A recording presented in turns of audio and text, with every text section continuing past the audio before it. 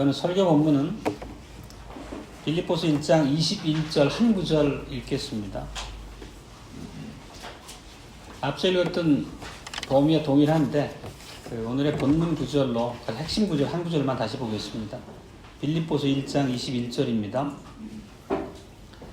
이는 내게 사는 것이 그리스도니 죽는 것도 유익함이라. 네, 오늘의 설교 제목이기도 합니다. 주 예수 그리스도의 사랑하는 회중인 형제 자매 여러분, 우리는 다 같이 현재 이 땅, 이 생을 살아가고 있습니다. 우리들이 살아가는 모습은 아마 크게 다르지 않고 대동소이할 것으로 생각됩니다. 각자의 직업을 갖고 있고 경제활동을 하면서 또 삶의 형편들을 꾸려나갑니다. 그리고 이런저런 각자가 가진 꿈이나 또 즐거움을 누리면서 시간을 보내기도 합니다. 오늘 우리가 읽은 본문 앞에서 보면 바울 사도가 사는 것과 죽는 것에 대해서 말씀하고 있습니다. 사는 것이 그리스도니 죽는 것도 유익함이라. 우리가 매우 익숙한 말인데 이 말에 담긴 의미가 얼마나 풍성한지를 우리가 쉽게 이해하기는 또 어려운 측면도 있는 것 같습니다. 그러니까 우리가 이제 익숙한 표현으로 한다면 우리가 늘 마음에 품고 사는 신앙 고백대로 그 신앙 고백을 통해서 우리가 우리의 생활을 살아간다, 이런 의미로 이해하는 게 맞을 것 같습니다. 그리고 바울 사도는 사는 것이 그리스도니 죽는 것도 유익함이라 라는 이 말을 통해서 본인의 삶에 대한 자기의 어떤 관점, 안목 이런 것을 드러내고 있다고 생각합니다. 그리고 성령께서는 바울의 이런 시각을 성경을 통해서 우리 앞에 선포하심으로 바울 사도가 자신의 그 삶 가운데 보여주었던 그런 방식을 우리도 본받아서 승리하신 그리스도로 우리가 일상을 살아갈 수 있도록 그렇게 독려하고 계신 것으로 생각할 수 있습니다. 오늘 설교 제목은 반복해서 말씀드리지만 사는 것도 그리스도요 죽는 것도 유익함이라, 이것입니다. 먼저 사는 것이 그리스도라는 측면에서 말씀을 상고하겠습니다. 바울 사도가 말한 이 사는 것이 그리스도니라는 이 간결하지만 또 익숙하기도 하지만 이 말이 의미하는 바가 무엇입니까? 각자 마음에 떠오르는 어떤 이미지가 있으실 것으로 생각됩니다. 그리고 오늘 저는 이 설교를 통해서 이 말씀에 대한 그 충분한 상고함, 우리 신앙에 유익한 말씀을 선포할 수 있을 것입니다. 실제 바울에게는 이 생에서의 삶을 얼마나 풍요롭게 살지, 얼마나 즐겁게 살지가 주된 관심사가 아니었습니다. 그리고 이 땅에서의 문제에 휩쓸려서 거기에 매몰된 채로 살아간 분도 아닙니다. 바울에게는 늘 본인 인생의 중심에 예수 그리스도가 계셨고 동시에 늘 그분을 향해서 시선이 집중되어 있었습니다. 우리가 늘 신앙 고백 안에서 고백하는 바와 같이 그리스도께서는 성부께서 우리의 구주로서 기름 부어 세우신 분입니다. 그리고 우리의 구속을 위한 하나님의 그 경륜과 뜻을 죄인들인 우리에게 밝히 드러내어 계시하셨던 영원한 대선지자이시기도 합니다. 그리고 우리의 구속을 이루기 위해서 십자가에서 당신의 몸을 내어주신 우리의 대제사장이십니다. 그리고 우리의 고백대로 지금은 하나님의 하늘 보좌 우편에서 온 만유를 다스리고 계시는 영원한 왕이시기도 합니다. 이렇게 우리가 고백하고 있는 바가 바울의 마음을 온통 사로잡고 있었기 때문에 그리스도만이 삶의 목적이었고 자기가 살아가는 모든 과정에서 위로를 얻을 수 있는 유일한 분이셨다는 것입니다. 그리고 그런 바울의 신앙 고백이 사는 것이 그리스도니라는 이 고백 안에 잘 설명되어 있다고 봅니다. 그리고 오늘 읽었던 본문에서 12절에서 20절까지에 보면 사도는 자신의 삶이 어떠한 방식으로 그리스도께 집중되어 있는지에 대해서 세 가지 측면을 가지고 우리에게 제시합니다. 그리고 각각의 측면별로 아주 예리하게 우리에게 시사하고 교훈하는 바가 있습니다. 오늘 우리는 이 바울이 빌립보서 본문 말씀을 통해서 제시하는 이 세 가지 실례를 통해서 사는 것이 그리스도니라는 그 구절에 담긴 풍요한, 그리고 아주 우리 신앙에 유익한 그런 핵심적인 교훈을 바르게 파악할 수 있어야겠습니다. 이 빌립보서를 쓸 당시에 바울은 감옥에 수감되어 있었다는 것을 우리는 잘 압니다. 그리고 그 상황을 전제하고 오늘의 말씀을 이해해야지만 전체적인 맥락을 잘 이해할 수 있을 것입니다. 바울은 어떤 그 세상적인 법정에서 그 대가를 치를 만한 그런 죄를 범한 적이 없습니다. 단지 예수 그리스도를 전파했다는 그 이유만으로 감옥에 수감되어 있는 것입니다. 그리고 감옥이라는 곳은 뭐 오늘날도 마찬가지지만 어떤 공평이나 정의를 기대하기 어려운 그런 장소입니다.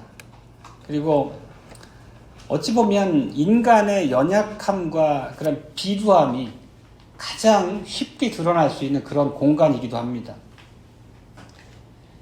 그렇기 때문에 우리는 인간적으로 생각하면 바울이 그런 비참한 형편 가운데서 억울함으로 힘들어하고 자기 연민에 빠져서 괴로워할 수 있겠다 생각할 수 있습니다.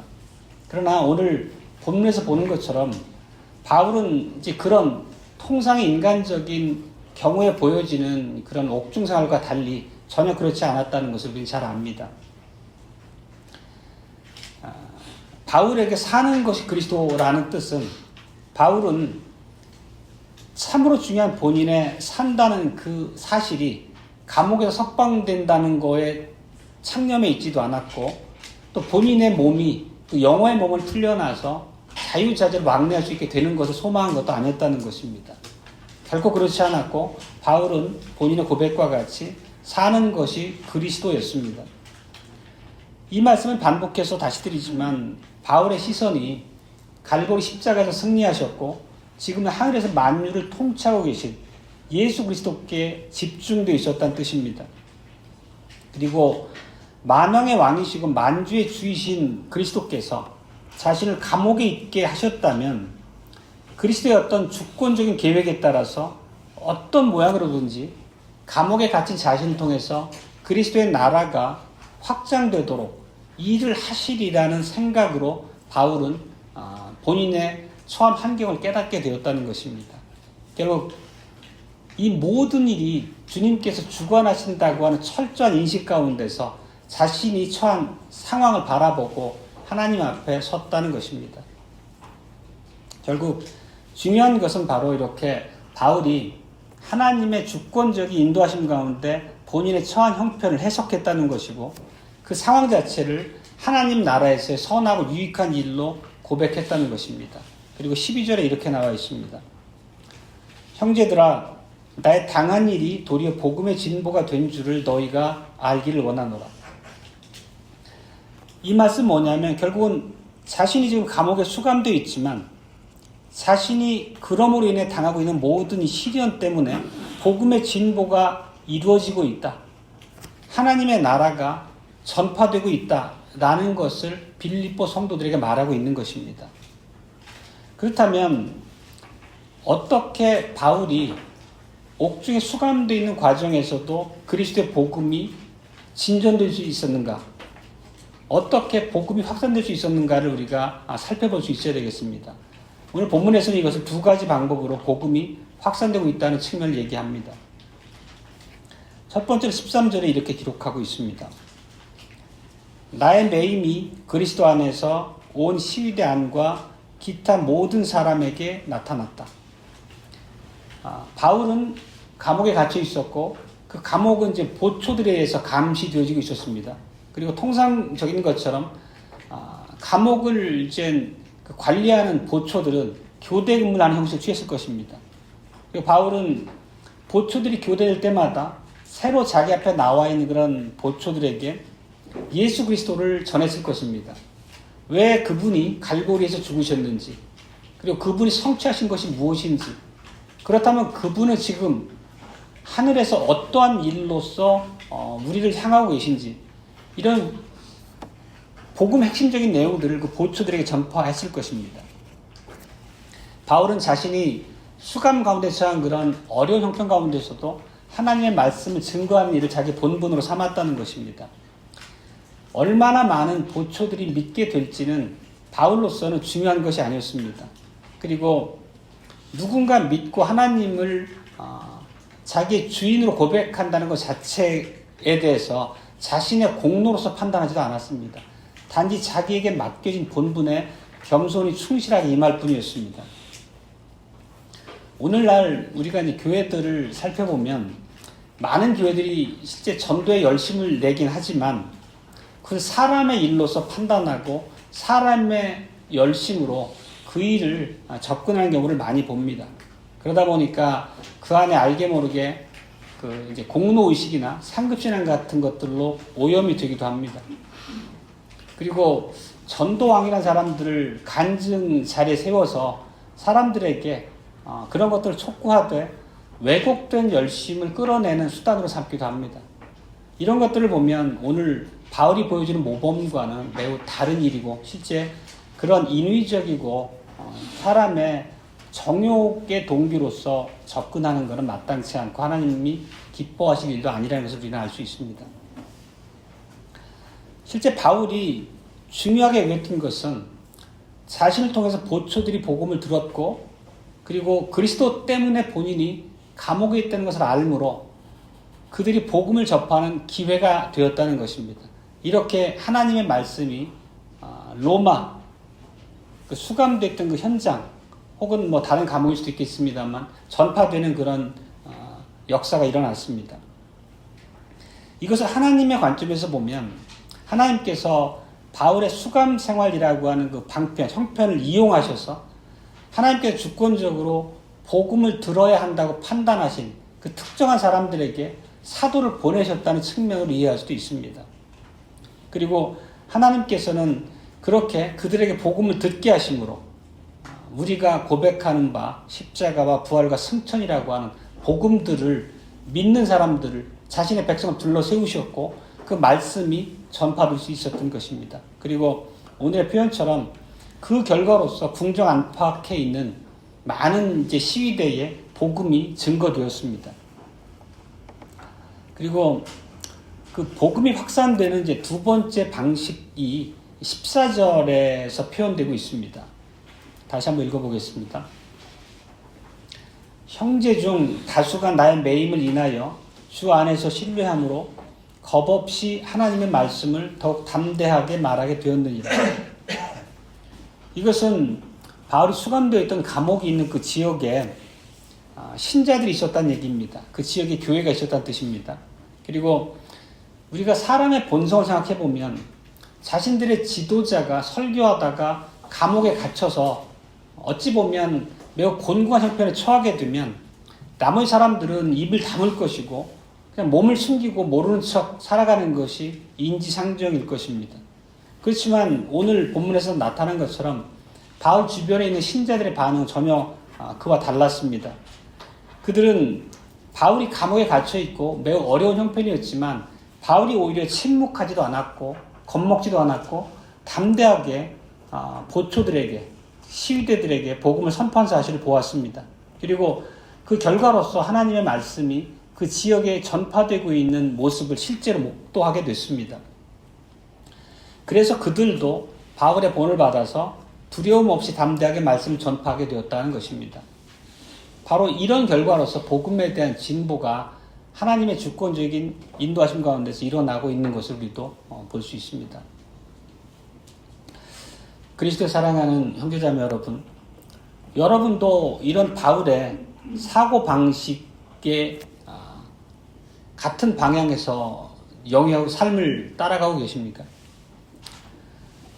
바울은 앞에 살핀 것처럼 이런 참으로 비참한 공경에 처해 있음에도 불구하고 그 형편에 매몰되어 있지도 않았고 자기 연민에 빠져서 자포자기하지도 않았습니다. 오히려 빌립보 중 앞에 쓰는 편지 안에서도 자신의 수감 생활에 대해서 억울하다, 불평한 바도 전혀 없습니다. 오히려 바울은 자기를 통해서 우리 주님께서 어떻게 역사하셨는지를 기록하고 있습니다. 그리스도의 관점에서 수감 생활을 바라보았고 자기 감옥 생활을 하게 하신 목적이 어디에 있는지를 깨달은 바를 전했고 자기의 감옥 생활이 성도로서 축복이라는 면도 강조해서 말했습니다. 결국 자기는 그 수감 생활 중에 있음에도 불구하고 그 형편 자체를 불행으로 여기지 않고 오히려 만족했다는 것을 드러내고 있습니다.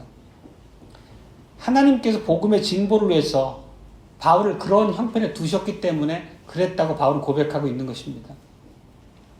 결국 이런 방식이 아니었다면 어찌 보면 그 감옥을 이제 지키고 있던 그런 보초들이 어찌 보면 군인들은 그 직업상 매우 거칠고 교만하고 남들과 원만한 교제 관계에 있기 어려운 특성들이 있습니다. 그런 군인들이 복음을 듣고 그런 자들이 어찌 보면 예수 그리스도를 믿고 하나님의 백성의 자리에 나올 수 있었다는 것은 이런 특수한 상황에서 하나님의 손길이 아니라면 매우 어려울 수도 있었을 것입니다. 그리고 실제 바울이 이런 수감생활을 통해서 오늘 보는 대로 매우 하나님의 나라가 넓어지고 복음이 전파됨으로 우리가 은혜 역사들을 역사 사실로서 목도하게 됩니다. 바울 자신이 이렇게 어려운 형편 가운데서도 적극적이고 긍정적으로 상황을 이해하고 본인의 본분에 충실할 수 있었던 것은 우리가 늘 강조하는 바이지만 바울의 시선이, 바울의 관점이 예수 그리스도께 향해서 결코 그 자리를 놓치지 않았다는 데 있는 것입니다.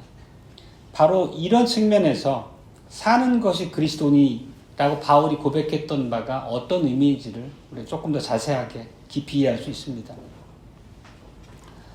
이어서 그 사는 것이 그리스도니라는 이 바울의 놀라운 통찰에 담겨 있는 두 번째 측면을 보겠습니다.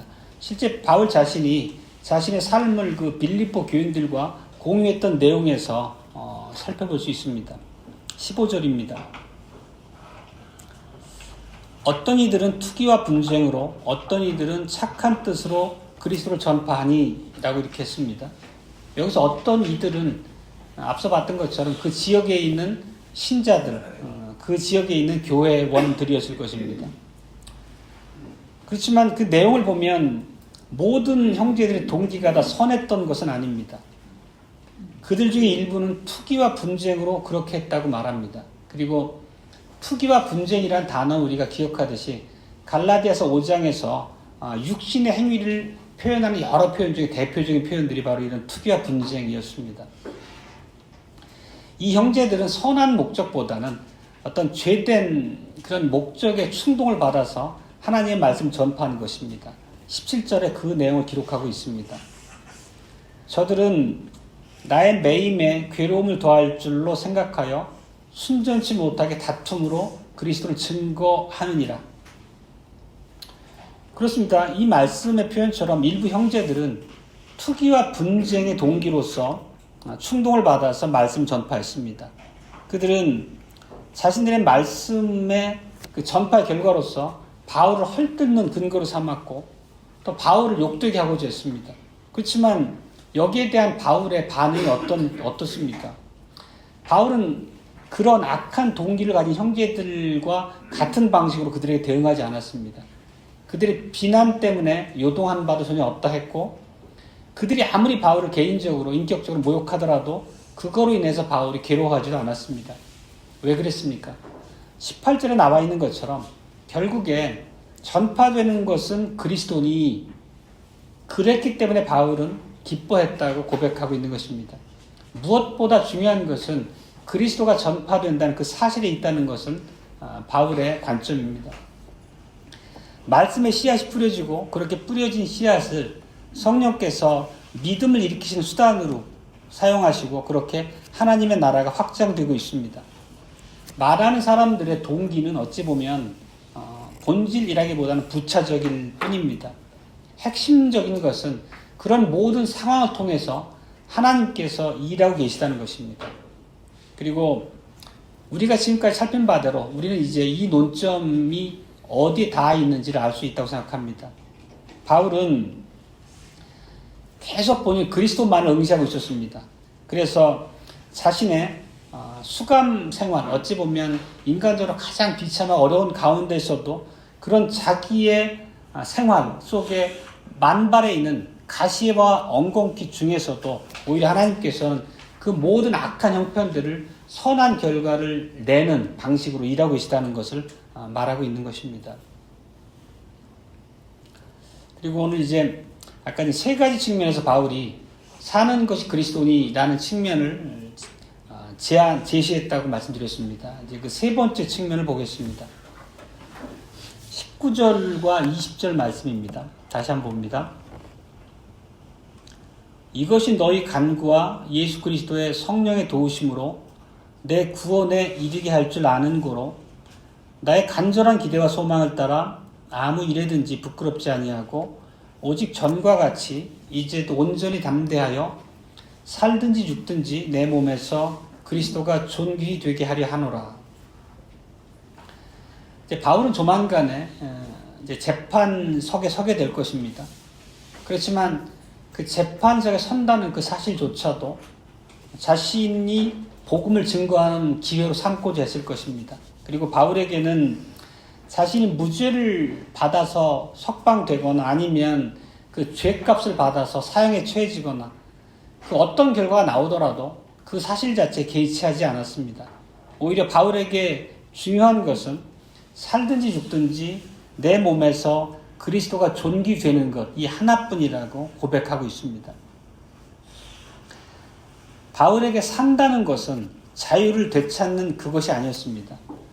이 말이 의미하는 바는 너무도 분명하지만 결국 예수 그리스도께서 자기를 통해서 존귀되는 한 모든 것이 상관없다는 태도입니다. 바울은 이 땅의 일들에 매여 있지 않았다는 증거입니다. 자신의 모든 삶의 형편의 결과로서 그리스도가 영광을 받으시길 원했고 그 방향에만 오로지 전념하고 있었다는 뜻입니다. 우리도 그리스도가 우리의 모든 것이고 우리의 구세주이시고 우리의 주인이시라고 우리는 그리스도의 종이라고 고백합니다. 실제 입술로 우리 모두가 그렇게 고백하고 있다고 믿습니다. 그렇다면 실제 우리가 살아가는 삶은 그럼에도 불구하고 우리가 원하는 바대로 진행되지 않고 숱한 싸움이 또 숱한 어려움이 또 많은 실망을 안기는 일들이 우리 인생길에 늘 놓여 있습니다. 오늘 저는 이 바울의 그런 어려운 형편 가운데서 어떻게 행동했는지를 말씀드림으로 바울의 모범을 제시하고 있는 것입니다. 바울은 자신의 처한 삶이 형편이 어떠하든지 간에 범사에 예수 그리스도의 주권을 그대로 고백하고 있었다는 것이 오늘 말씀의 중요한 부분입니다. 바울의 관점은 늘 예수님이었고 사는 것이 그리스도였다는 것을 고백하고 있습니다. 결국은 우리들의 삶에서 나타나는 많은 어려움의 순간들조차도 우리도 동일한 고백으로 우리의 삶의 일상들 대한다고 하면 결국은 형편보다는 늘 예수 그리스도를 바라보고 그분의 관점에서 내 앞에 두신 일들의 이유를 우리가 해석할 수 있어야 되겠습니다. 바울은 자신의 모든 형편 가운데 일어나는 일들에 대해서 그것을 그리스도의 승리하심 또 그분의 주권이라고 하는 관점에서 판단했습니다. 이것은 다시 말씀드리지만 우리도 깊이 새기고 따라야 될 오늘 말씀의 교훈이라고 생각합니다. 우리가 살아가는 날마다의 많은 우여곡절 속에서도 우리의 시선도 역시 바울의 모범처럼 예수 그리스도께로 향할 수 있어야 되겠습니다. 그리고 이 말씀을 조금 더 자세하게 한번 설명드리도록 하겠습니다. 바울이 사는 것이 그리스도라고 고백한 이 사실은 오늘 우리에게도 동일하게 진실입니다. 그렇지만 우리는 제 연약함 가운데서 온갖 유혹을 받고 또 우리 안에 이 내재해 있는 그런 부패성 때문에 실제 우리의 삶은 다른 모양으로 비뚤어지기도 합니다. 사는 것이 그리스도가 아니라 그리스도의 자리를 내 일과 재물과 내 자녀를 키우는 일과 내 여가를 즐기는 수많은 나의 현실적인 일들이 차지해 버립니다. 사는 것이 그리스도가 아니라 그리스도의 자리에 내 일이, 내 욕심이, 내가 하고자 하는 나의 희망이 대체해 버린다는 뜻입니다. 그리고 어찌 보면 그리스도는 단지 우리를 안전하게 보호하시고 우리 미래를 보장하시는 분 정도로 그렇게 추가되는 그런 형편으로 우리가 내몰리기도 합니다. 그렇지만 그리스도의 사랑하는 형제자매 여러분, 자신에게 초점을 맞추는 것은 결국은 실망스러운 결과로 끝나게 될 것입니다. 왜냐하면 이런 일들은 갈보리 십자가에서 죽으신 예수 그리스도께 적합한 자리를 내어주지 못하기 때문입니다. 이것은 분명한 사실입니다. 그리스도께서는 우리가 승리하셨음을 고백합니다. 그분은 만주의 주시고 만왕의 왕이십니다. 그리고 지금은 교회를 모으시고 교회로 모여진 우리들을 보호하시고 보존하시는데 전념하십니다. 그리고 그분의 무한하신 그런 지혜 안에서 우리 앞에 두신, 우리에게 부고하신 어떤 상황 가운데서도 당신의 이름이 영화롭게 되도록 역사하고 계십니다. 우리 앞에 두신 우리의 일과 세상에서 우리의 평판, 우리의 자녀, 우리의 삶의 모든 부분들은 사실은 어찌 보면 부차적인 것입니다. 첫 번째는 하나님의, 우리 주님의 영광입니다. 그렇기 때문에 우리의 일이나 평판이 본인이 원하는 바와 다른 상태로 나타나더라도 결국은 그 모든 일을 통해서 우리의 상황에 좋고 나쁘고 호불호와 무관하게 하나님께서는 당신의 이름을 영화롭게 하시는 그런 도구로 사용하실 수 있으신 분입니다. 그리고 만일 우리들이 이 바울의 고백처럼, 바울의 모범처럼 나에게 사는 것이 그리스도니 라는 이 진실로 우리의 삶이 채워지고 있다면 우리가 사는 이 세상이 얼마나 달라졌겠습니까? 우리를 이렇게 짓누르고 있는 어찌 보면 물질의 위력이 우리에게 아무 힘을 발휘하지 못할 수도 있습니다. 우리가 살아가는 과정에서 만나게 되는 수많은 그런 논쟁거리들, 사소한 다툼에 우리가 마음을 쓰지 않을 수도 있을 것입니다. 어찌 보면 그런 것들이 전혀 우리 삶에 스며들 여지가 없었을지도 모릅니다. 우리가 사는 것이 그리스도니라는 이 바울의 고백처럼 이러한 사실을 우리 마음에 새기고 주님께서 우리 앞에 합당한 기회를 두시도록 구하고 우리가 그 길을 착실하게 따라 나갈 수 있기를 바랍니다. 이 두 번째 오늘 주제는 죽는 것도 유익하다는 주제입니다. 죽는 것도 유익하다는 말은 우리가 처음 듣는 분은 아무도 안 계실 것입니다. 이미 많이 들었고 어찌 보면 매우 익숙한 그런 문구입니다. 혹자는 우리가 고난 중에서 아니면 질병이나 핍박당하는 그런 극심한 어려움의 상황에서 죽는 것이 유익이다 이렇게 인정할 수도 있습니다. 그것은 죽음을 그런 극심한 어려움으로부터 벗어나는 하나의 통로로 생각하기 때문일 수 있습니다. 그렇지만 오늘 바울이 죽는 것도 유익이라고 말한 그 의도는 이런 것과 전혀 다릅니다.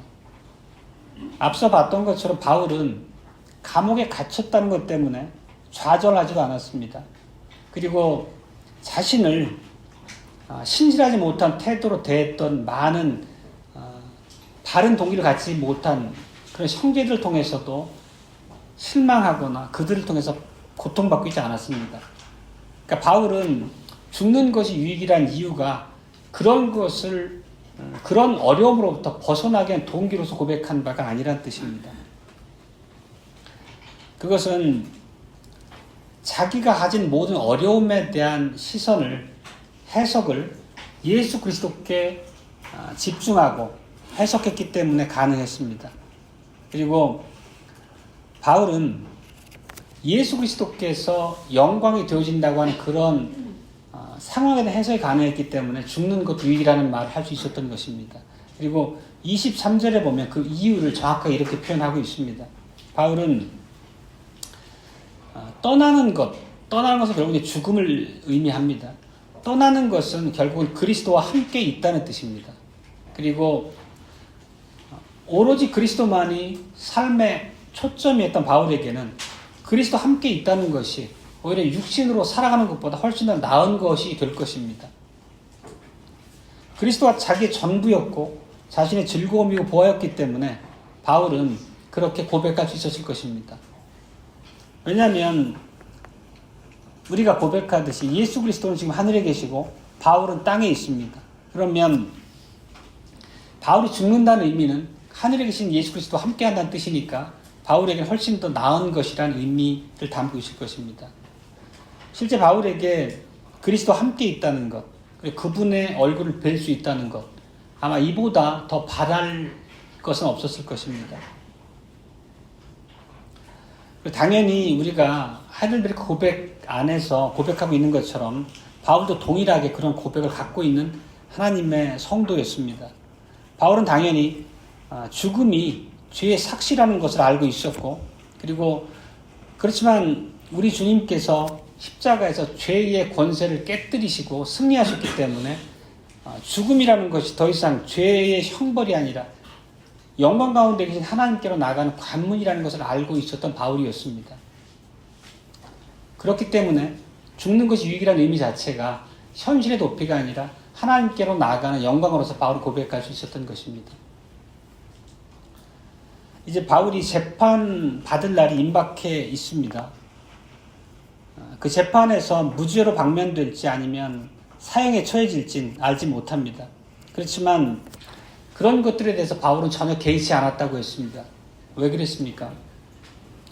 바울에게는 본인이 설사 사형 언도를 받고 죽게 되더라도 그리스도와 육체적으로 함께 할 수 있는 그런 일이기 때문에, 얼굴과 얼굴을 마주대해서 하나님을 볼 수 있는 일이기 때문에 그 일을 오히려 더욱 사모했을지도 모릅니다. 그렇듯이 이는 내가 사는 것이 그리스도니 죽는 것도 유익함이라. 지금 계속 설명드린 바와 같이 사는 것이 그리스도니 죽는 것이 유익함이라는 이런 말은 논리적으로 당연한 귀결이었을 것입니다. 바울의 입장에서 보면. 아마 우리에게도 이러한 논리적 귀결이 자연스럽게 받아들여질 때가 있으리라고 믿습니다. 그리스도의 사랑하는 형제자매 여러분, 이 바울은 사는 것이 그리스도니라는 이 진술을 연장해서 죽는 것이 유익하다고 말하고 있는 것입니다. 왜냐하면 바울은 무엇보다도 그리스도와 함께 살고자 하는 그런 간절한 소망을 늘 마음에 품고 살았던 사람이기 때문입니다. 여기에 바로 진정으로 우리에게 오늘 주는 교훈이 있는 것입니다. 죽는 것조차도 유익이라 말할 수 있는 것은 그리스도와 함께 할 수 있는 방편으로서 죽음을 이해했기 때문입니다. 결국 바울이 우리에게 여기서 교훈하고 있는 바는 신자들이라면 그리스도가 우리 모든 일에 초점이어야 된다는 얘기입니다.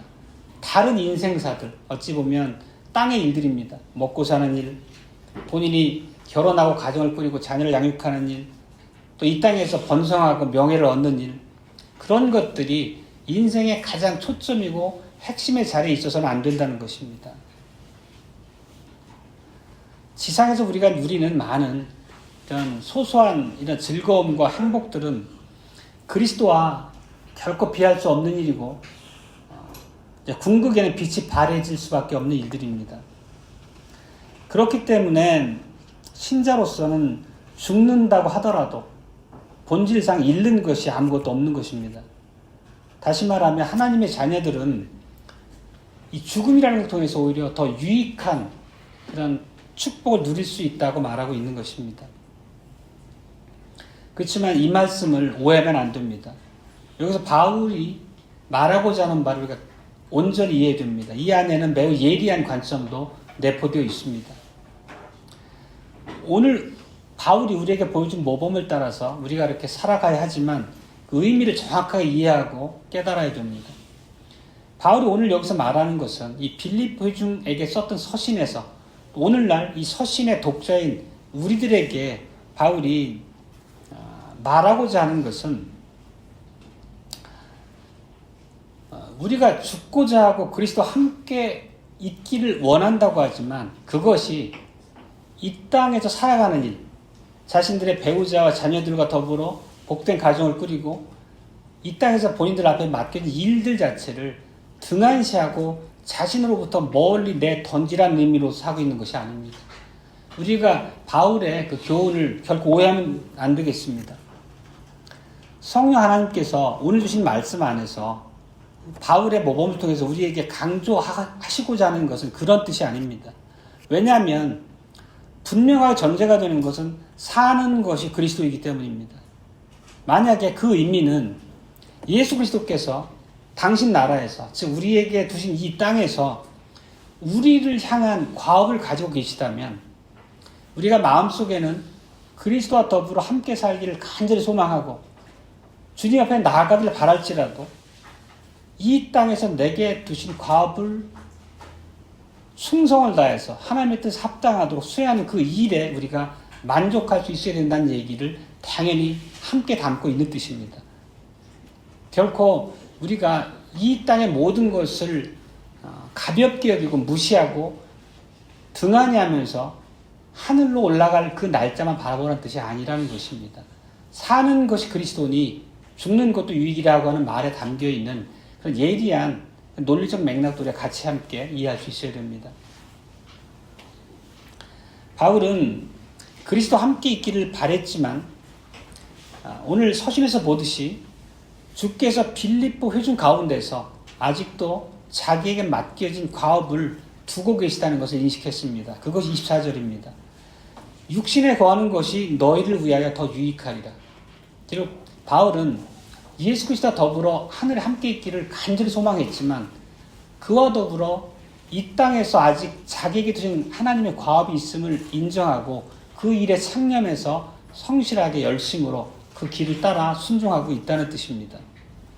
바울의 주된 관심은 그리스도였지만 하나님의 말씀을 따라서 빌립보 회중을 계속 보살피는 방편으로 자기를 그 자리에 두셨다는 것을 알고 육신에 거하는 것조차도 하나님의 뜻으로 알고 만족했다는 것입니다. 사랑하는 형제자매 여러분, 이런 바울의 고백과 교훈이 우리에게도 동일하게 고백되어야 할 것입니다. 사는 것이 그리스도니라는 이 말은 우리들의 삶에서 어떤 다른 일보다도 가장 앞선 자리에 최우선 순위로 예수 그리스도가 있어야 한다는 뜻입니다. 그리고 그렇다는 의미는 우리의 모든 생활의 면면들을 우리 주님 예수 그리스도의 관점에서 우리가 해석하고 판단할 수 있어야 한다는 뜻입니다. 그리고 그렇기 때문에 우리들이 죽는 것이 유익이라고 고백할 수 있는 이유가 되는 것입니다. 왜냐하면 그리스도와 함께하는 것이 우리의 가장 큰 바람이고 중요한 목표이기 때문에 그렇다는 것입니다. 그렇다면 내가 우리 주님을 어떻게 섬길 수 있는가라는 그 중대한 질문이 우리 모두 앞에 놓여져 있는 것입니다. 우리가 살아가는 이 땅에서 하나님께서 우리 주님께서 과업을 주시는 한은 우리는 즐겁게 그 과업을 감당해야 합니다. 그리고 우리 자신이 가지고 있는 모든 것, 모든 자원을 다 동원해서 그 과업을 수행하는데 우리가 최선을 다해야 되는 것입니다. 그리고 당연히 또 때가 되면 예수님께서는 더 이상 이 땅에서 우리를 필요로 하지 않을 것입니다. 그때가 되면 우리는 예수님께 나가게 될 것이고 약속하신 영광의 면류관을 받게 될 것입니다. 바로 이런 맥락에서 우리가 사는 것은 그리스도니 죽는 것도 유익함이라는 그 바울의 관점, 교훈을 충분히 이해할 수 있을 것입니다. 여러분과 저의 모든 삶의 부분들을, 모든 면면들을 그리스도께 초점을 맞춰야 할 것입니다. 나의 일, 또 나의 가정, 또 내가 즐기는 여가 활동조차도, 그리고 우리가 삶에서 만나는 많은 우여곡절 앞에서도 우리의 시선은 늘 예수 그리스도를 향해 할 것입니다. 왜냐하면 그분이 우리의 생명이시기 때문입니다. 아멘.